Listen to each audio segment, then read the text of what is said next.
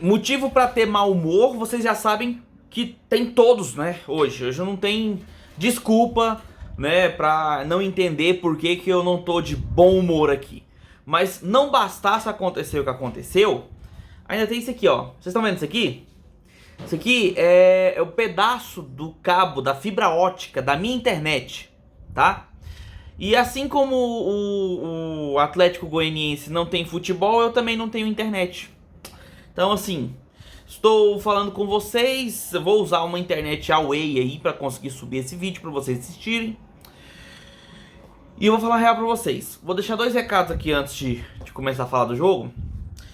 Primeiro, agradecer aí ao pessoal da PUC TV, nas pessoas do senhor André Isaac, do Endel Pasqueto, ou Pasqueto, e do Donizete, que participaram ali comigo, né, que é um programa que eu participei, no canal PUC TV, o canal, né, no programa de esportes dele, ontem às 7 da noite. Foi um programa muito legal, teve uma discussão bem legal ali entre os times goianos, então agradecer muito aí pela participação nesse vídeo de ontem, nessa live de ontem. E também pedir desculpas aqui aos meus colegas da Dimensão Esportiva, né? Que é um canal que eu faço lives, que eu participo como comentarista e que eu auxilio também nas transmissões. E hoje eu fiquei devendo por conta disso aqui. Era pra eu ter feito com vocês, galera, a transmissão do jogo do Atlético. Eu ia fazer o comentário do jogo e ia auxiliar na transmissão. Mas fiquei sem internet, ficamos sem essa transmissão do jogo às 7 da noite. Então tudo que me restou foi assistir a partida do Atlético. Uma partida... Vamos lá. Antes de eu começar a me exaltar aqui, né, a xingar e mandar todo mundo a merda, vamos falar a realidade, né? O Atlético vem de resultados medianos a bons. Não teve nenhum resultado espetacular na Série B do Atlético Goianiense desde o começo da competição. O Atlético venceu alguns jogos, empatou outros, estava invicto, mas não passava confiança. Não à toa, mesmo com a invencibilidade, teve seu técnico Mozart, que não era interesse de ninguém, né, está aqui, demitido, e contratou Alberto Valentim. E depois da contratação do Alberto Valentim, a gente teve a vitória em cima do CRB com um a menos. Tivemos um excelente resultado em cima do Vitória lá, né, na casa do time baiano, que foi o melhor jogo do Atlético, né, na Série B, e também, obviamente, também o melhor jogo sob o comando do Alberto Valentim. E depois disso o Atlético não voltou a campo. Porque assim, contra o Avaí, o Atlético não jogou. Em casa, o Atlético não jogou. Não entrou em campo, gente. Aquele jogo lá, o Atlético não jogou. E não só não jogou, como se quisesse ter jogado, teria jogado errado. Porque, como eu falei naquela análise, o Atlético entrou todo errado em campo.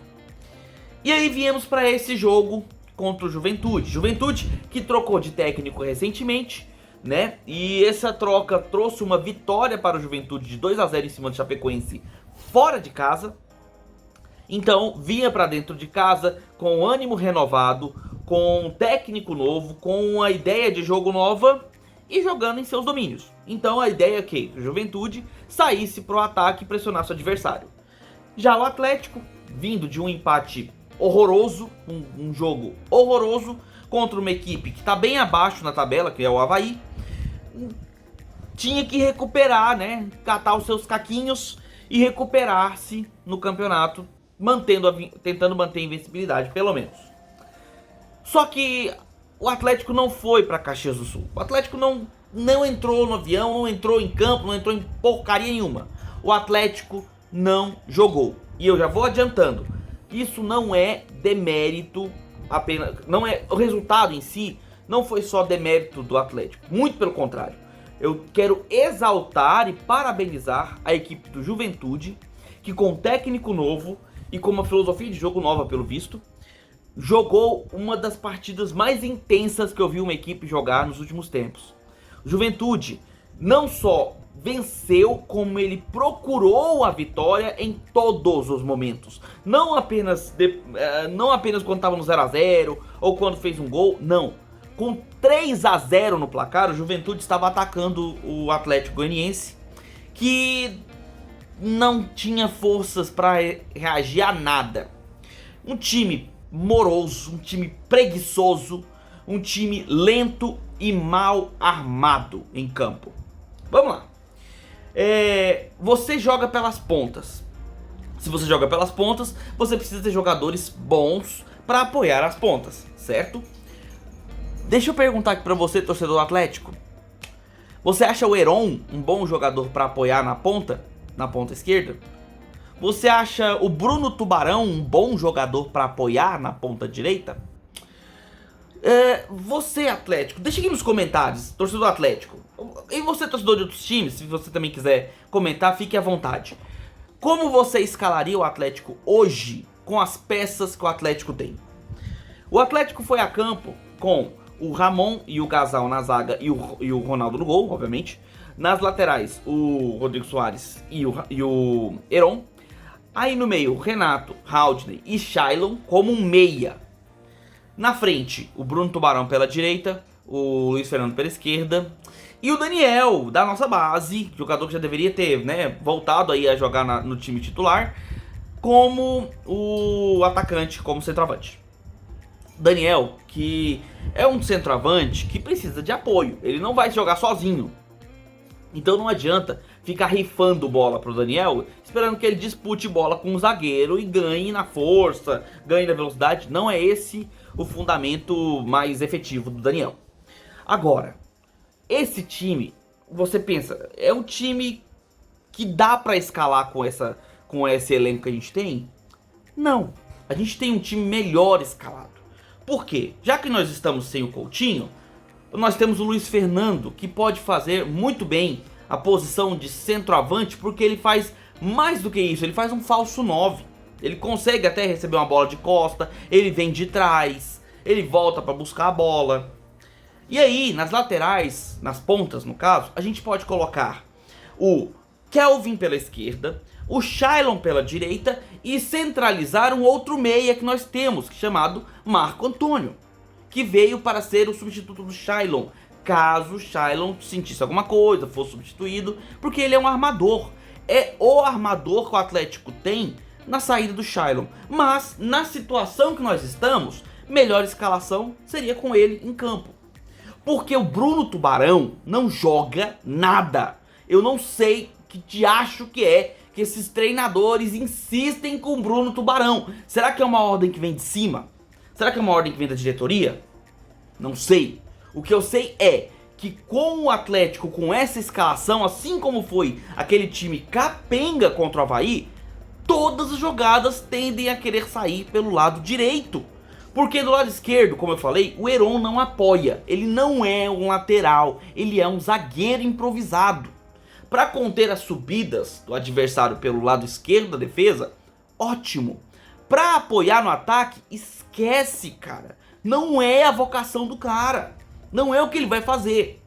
Do lado direito, a gente tem um bom lateral para apoiar, que é o Rodrigo Soares. Só que a gente coloca o nojo do Bruno Tubarão daquele lado. E o Rodrigo Soares fica sozinho, porque o Bruno Tubarão não consegue fazer um passe de lado. Ele não consegue dar uma corrida mais veloz do que um marcador. Ele não consegue pegar uma bola na frente.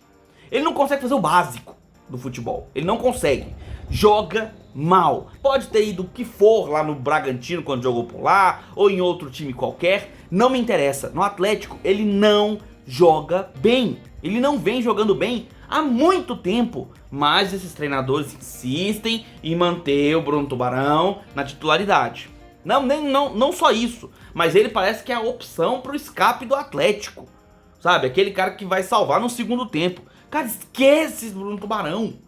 Cadê o Ayrton? Ah, o Ayrton não tá bem, de fato. Cara, prefiro colocar o Ayrton, porque no mínimo o Ayrton pelo menos é veloz. O Ayrton pelo menos ganha de um zagueiro na corrida.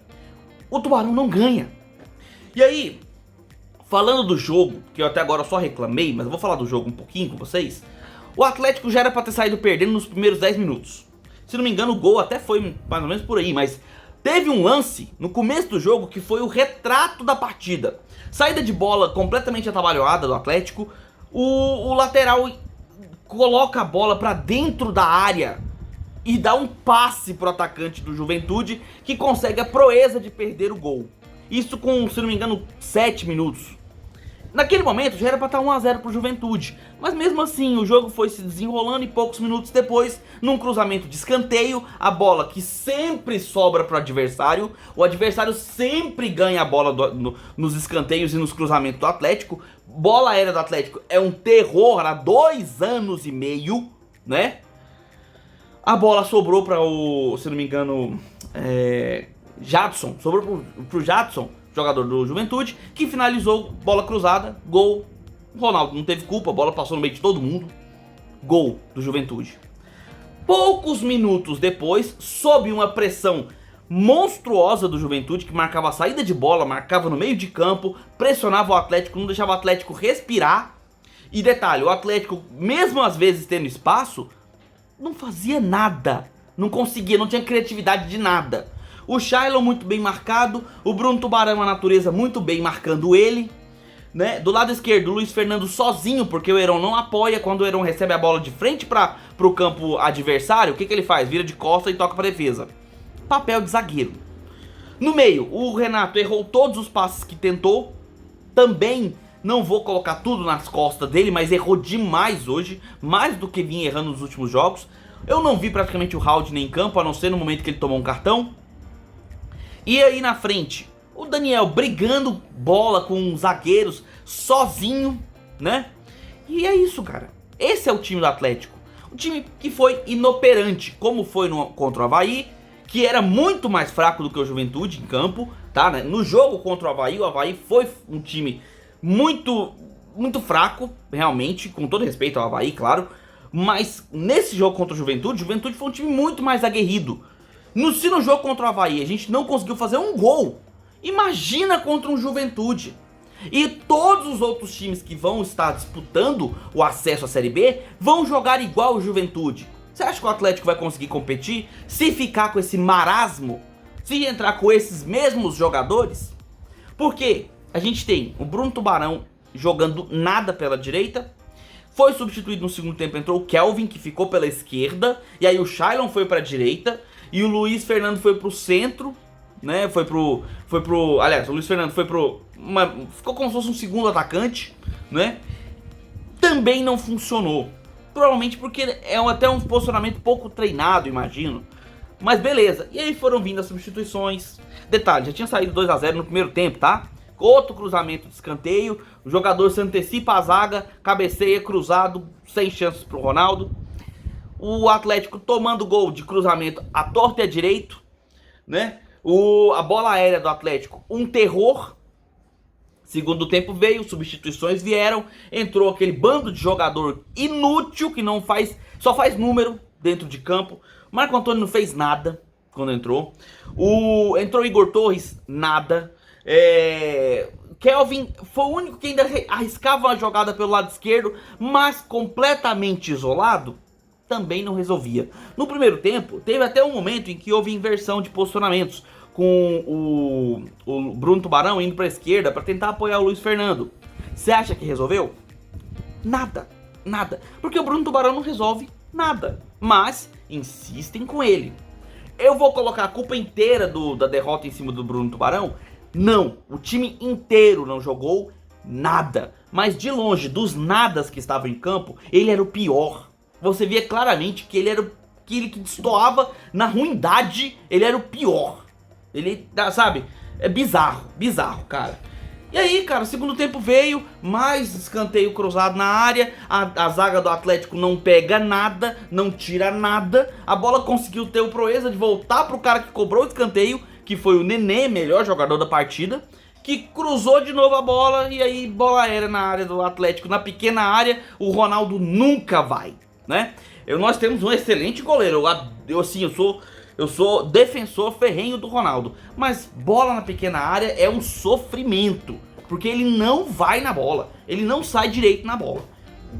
O jogador do Juventude cabeceou na pequena área e deu 3 a 0. Isso porque no segundo tempo o Atlético até esboçou uma pequena reação ali no comecinho pra nada, porque era uma reação bagunçada, mais pressão na saída de bola adversária do que realmente construção de jogada. Nas pouquíssimas construções que fez, teve boas chances com o Daniel, com o Luiz Fernando, mas coisa rara, cara, sabe? Coisa muito rara. O Atlético não tinha domínio do seu próprio futebol, coisa que veio do jogo contra o Avaí e permanece nesse. 3-0 que poderia ter sido 4, 5, 6. Não seria nem um pouco estranho e talvez ficasse até barato, porque esse 3-0 ficou barato. O Atlético merecia ter perdido por muito mais, não só pelos seus problemas, né, pela sua incapacidade de jogar um futebol minimamente competitivo, né, nessa partida, como principalmente pelos méritos do adversário, que soube explorar as fragilidades do time contra o qual jogava, né, nós, e fez um placar tranquilo. O Juventude fez um jogo tranquilo contra uma equipe inofensiva, que foi o Atlético nessa partida.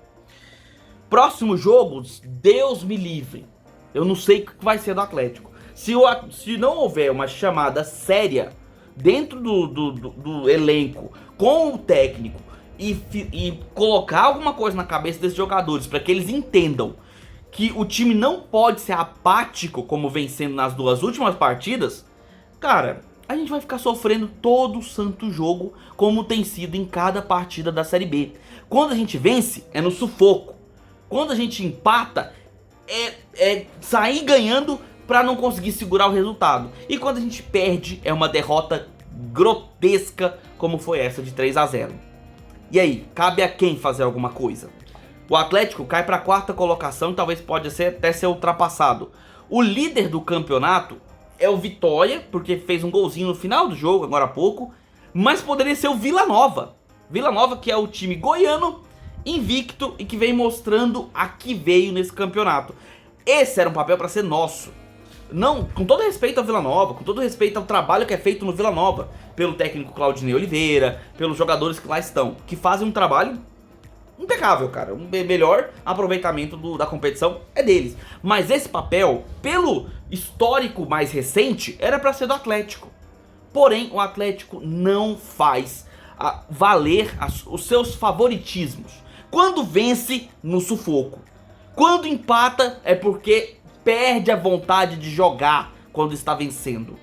E aí quando perde, esse tipo de derrota que a gente vê.